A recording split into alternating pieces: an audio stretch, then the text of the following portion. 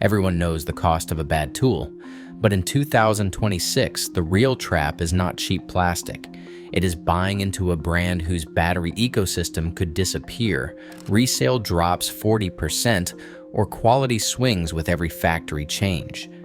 This countdown exposes the most at-risk tool brands, revealing why the wrong pick today can leave you stranded, and which familiar names now demand a second look. So how do once-safe choices become the costliest mistakes for your wallet? Let's break it down, from worst to best.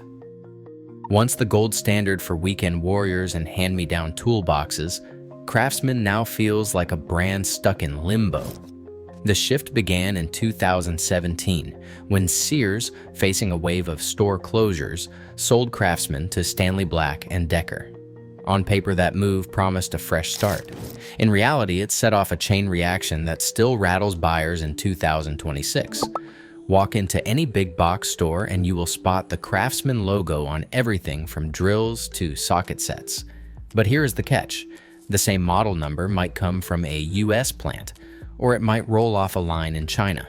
Quality, finish, and even included accessories can swing wildly from one box to the next.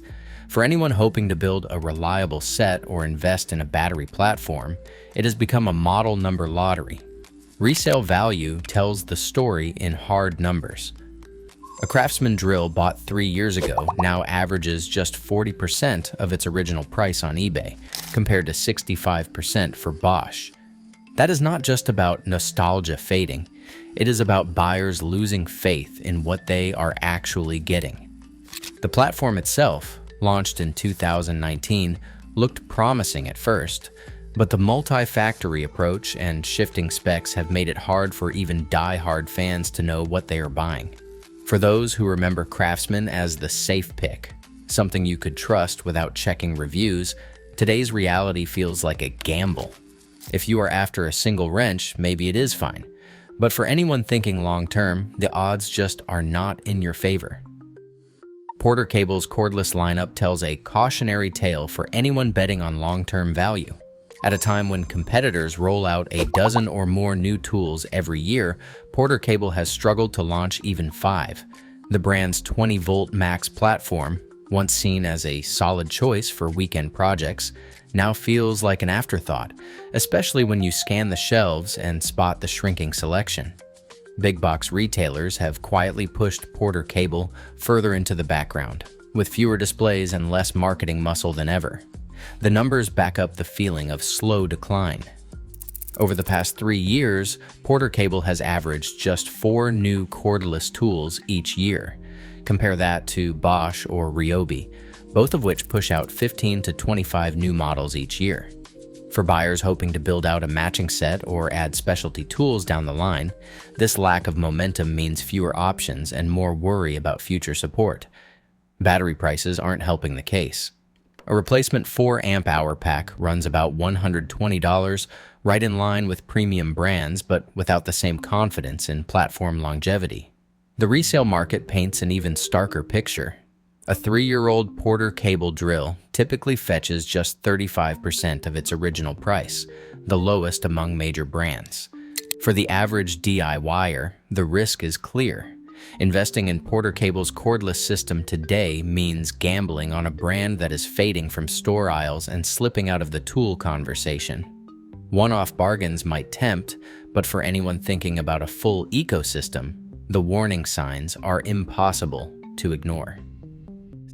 Skil's spot in the tool aisle used to mean a good deal for the price-conscious DIYer, but in 2026 that bargain comes with a warning label, and it is all about batteries.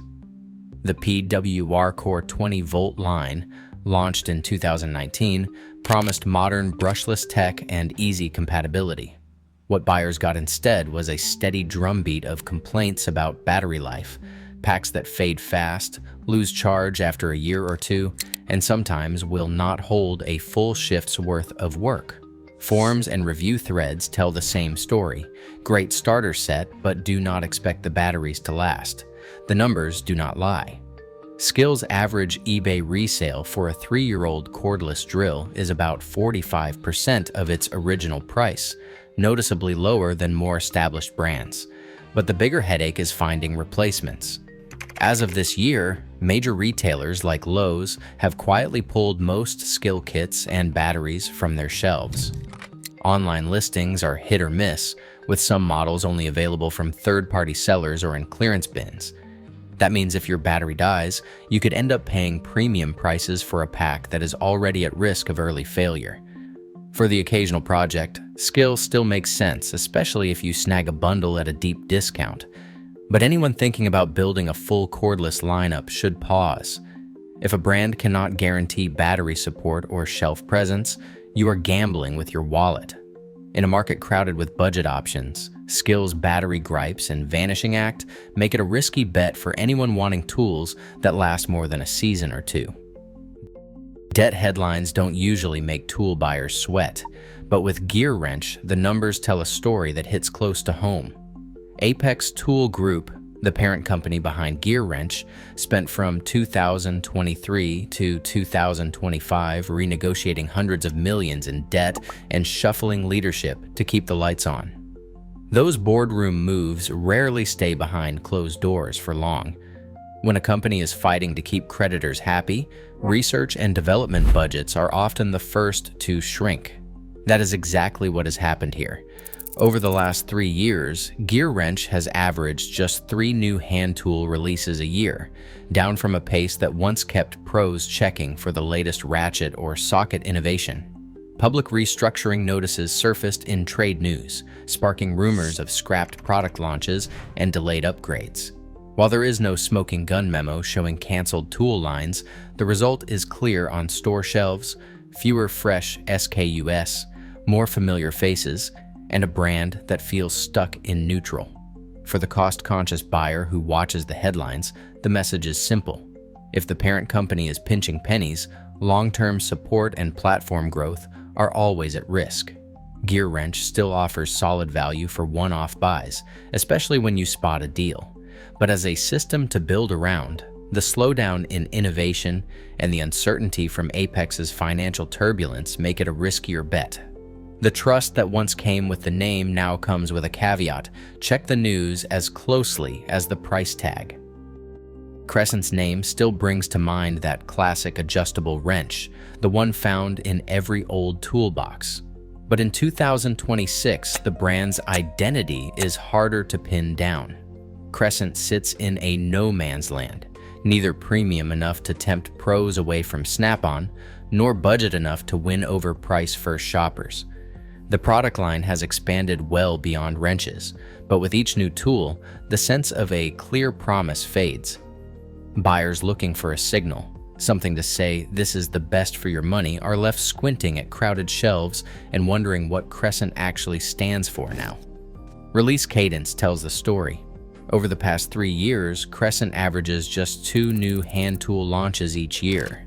That is a far cry from the innovation pace of Bosch or even Ryobi, and it means store displays often feature the same familiar stock-keeping units year after year. While other brands push bold marketing and fresh features, Crescent's updates feel more like quiet maintenance than a real push forward. The brand's mid-tier placement does not help. It is too expensive to be a throwaway and not distinctive enough to justify a premium price. Apex Tool Group, Crescent's parent company, has focused on keeping the lights on rather than making a splash. Buyers notice the difference. For anyone hoping to build a matching set or invest in a tool ecosystem, this lack of momentum raises real doubts about long-term value. Crescent is not a disaster, but in a market where buyers crave confidence and clear direction, it has become a brand that is easy to overlook and hard to fully trust. Kobalt's entire future hangs on a single thread: Lowe's. As a house brand, Kobalt lives and dies by one retailer's priorities, and that is a risk no other major ecosystem faces to this degree. When Lowe's decides to shuffle its shelves, Kobalt's fate changes instantly. There is no fallback at another big box store, no competing retailer to keep the battery line alive. In 2024, inventory trackers spotted a 20% drop in Kobalt 24-volt and 40-volt tool listings at Lowe's, with entire sections replaced by brands like Flex and Craftsman. For buyers, that means less choice, fewer new releases, and a creeping sense that the platform could be quietly phased out. The numbers tell a cautionary tale. Kobalt's average resale value for a 3-year-old drill sits at just 42% of the original price, worse than Ryobi, Ridgid, or Bosch. Contractors who invested in full kits sometimes report switching costs of $500 or more when forced to abandon the platform, especially if a job site demands parts or batteries that are not in stock locally. Unlike open brands, where you can find batteries at a dozen retailers, Kobalt's replacement packs are only as available as Lowe's decides. If the store cuts back, you are stuck hunting on the second-hand market, paying premium prices for uncertain stock. For the casual do-it-yourselfer, Kobalt might still look like a good deal, with strong specs, decent warranties, and competitive pricing. But for anyone thinking about long-term value or building a serious platform, the warning is clear. When a brand's entire existence depends on the mood of one retailer, your investment is always at risk. Black & Decker's tool aisle presence is impossible to miss, but that is exactly where the trouble starts. The brand name stretches across everything from drills to toasters to leaf blowers, flooding shelves with orange and black boxes at every price point. For years, that kind of brand sprawl gave Black & Decker a reputation as the go-to for any household fix. In 2026, that pattern chips away at buyer trust. The 20-volt Max platform, launched in the early 2010s, promised modern cordless convenience. Yet as the product line ballooned, quality slipped through the cracks. Outsourcing and cost-cutting led to lighter plastics and batteries that feel more at home in a flashlight than a power tool. Loyalty took a hit after the 2017 recall of 36-volt lithium-ion batteries, with over 28,000 units pulled for fire risk, according to CPSC records. While not a disaster, the recall cemented the sense that Black & Decker's focus is spread too thin. Reviews on major retailer sites echo the same story: batteries that fade fast, tools that rattle after a year, and warranties that do not match the promises printed on the box. The resale market is not kind either. A 3-year-old Black & Decker drill now averages just 38% of its original price, trailing even Craftsman. For homeowners tempted by low sticker prices or big box bundles, the warning is clear. Black & Decker's broad reach means you are just as likely to get a kitchen gadget as a reliable tool. The brand is not going anywhere, but if you are looking to build a platform that grows with your projects, this is one name where dilution equals doubt. Ridgid's tool lineup looks simple on the shelf, but the real story hides in the fine print. The Ridgid name belongs to Emerson, a massive industrial firm, but the cordless power tools most people buy are actually made and managed by Tektronix Industries, TTI, the same company behind Milwaukee and Ryobi. This split is not just a technicality. It means warranties, support, and even the definition of what counts as a Ridgid tool can change depending on which side of the business you are dealing with. The famous lifetime service agreement applies only to certain power tools sold through Home Depot, and only if you register them exactly as directed. Plumbing tools and vacuums handled by Emerson have their own separate coverage and separate service channels.